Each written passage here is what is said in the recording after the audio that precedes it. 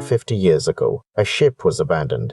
But how could a crew vanish without a struggle or a clue, leaving behind only signs of a hastily eaten meal and no damage to the ship? The part that makes no sense is what happened to the people on board.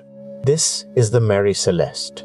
I'll take you through the mystery that has haunted sailors and detectives for over a century, and we'll unravel the theories behind the disappearance of its crew.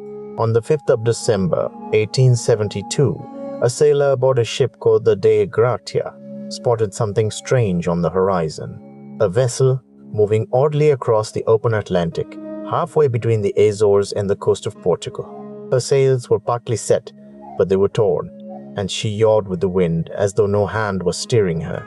The captain of the De Gratia, a careful man named David Morehouse, watched her for 2 full hours. She never signaled. She never corrected her course, so he sent 3 of his men across the water to find out why. What they found on board the Mary Celeste has never been fully explained, and more than 150 years later, it remains one of the greatest maritime mysteries in history.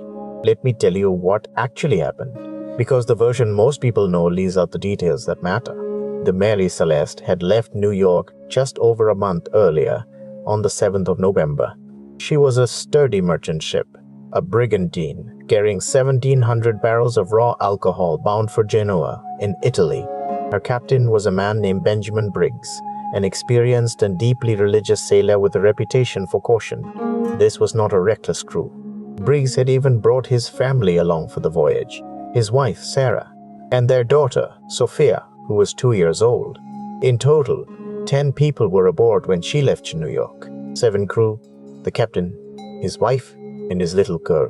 When the men from the De Gratia climbed onto her deck, they found no one, not a single soul. Here's a part that makes this story so unsettling. The Mary Celeste was not a wreck. She was, by almost every measure, perfectly fine. A few feet of water in her hold, but no danger of sinking. Her cargo was almost entirely intact. 6 months' supply of food and fresh water still on board. The crew's personal belongings, untouched. Their clothing, pipes, oilskin boots, all still in place. Sarah Briggs had left hers sewing, her child's toys where they'd been set down. If the ship was sinking, you wouldn't leave your valuables behind. If pirates had attacked, they'd have taken the cargo and valuables both. Nothing was stolen. No sign of violence anywhere on board. No blood. No damage from a fight. The story the ship told was not one of disaster. It was one of sudden, total, inexplicable absence. As if 10 people had simply stepped off the deck and vanished into the sea. There were a few clues though, and every one of them only deepens the puzzle. The ship's single lifeboat was gone. Deliberately launched, it seemed, not torn away by a wave. A rope trailed from the back of the ship into the water, frayed at the end. The navigation instruments, the sextant, and the chronometer were missing. Exactly the things a captain would grab if he were abandoning ship in an emergency. The final entry in the ship's log was dated the 25th of November, 10 days before she was found, near an island called Santa Maria, hundreds of miles from where she was actually discovered, still sailing on alone. So what could make an experienced captain, a careful man with his wife and small daughter aboard, abandon a perfectly seaworthy ship in the middle of the ocean? For 150 years, people have tried to answer that question. The most sensational theories came first. Pirates, people said, but pirates leave nothing valuable behind. A mutiny, others suggested, but there was no sign of struggle, and Briggs was known to be on good terms with his crew. Some imagined a giant sea creature, or a sudden madness, or even something supernatural. Over the years, the legend grew far beyond the facts.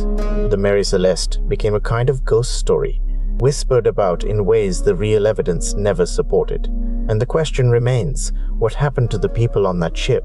But the people who studied the ship closely kept returning to one quiet, chilling possibility.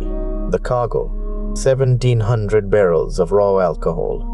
When the barrels were later unloaded in Genoa, 9 of them were found completely empty. The most likely explanation is that some of the alcohol had leaked and evaporated in the hold, filling the lower deck with invisible, highly flammable vapor. Imagine Captain Briggs going below and smelling it.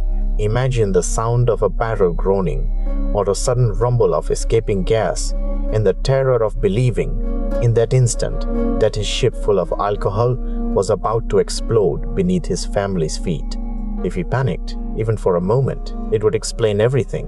He would have rushed everyone into the lifeboat, tied it to the ship with that long rope, and waited at a safe distance for the danger to pass. The plan was sound. Stay attached, ride it out, then climb back aboard once the fumes cleared. But the explosion never came.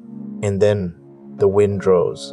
The rope, we think, snapped, and in a heartbeat, the Mary Celeste pulled away, her torn sails catching the wind, carrying her off across the water faster than 10 people could ever row after her.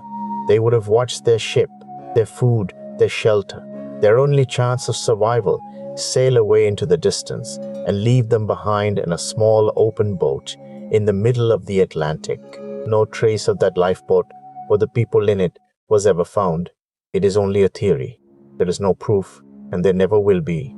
The sea does not return its secrets. What we are left with is a perfectly preserved ship, a half-eaten meal, a child's toys, and 10 human beings who stepped off the deck one ordinary afternoon and were never seen again. The Mary Celeste herself sailed on for another 12 years, passing from owner to owner, each one uneasy about her reputation, until she was finally deliberately wrecked off the coast of Haiti in an insurance scam. But the mystery of what happened on that November day has never let go of us, because somewhere out there on a common ordinary sea, 10 people made a decision that should have saved their lives, and it cost them everything instead.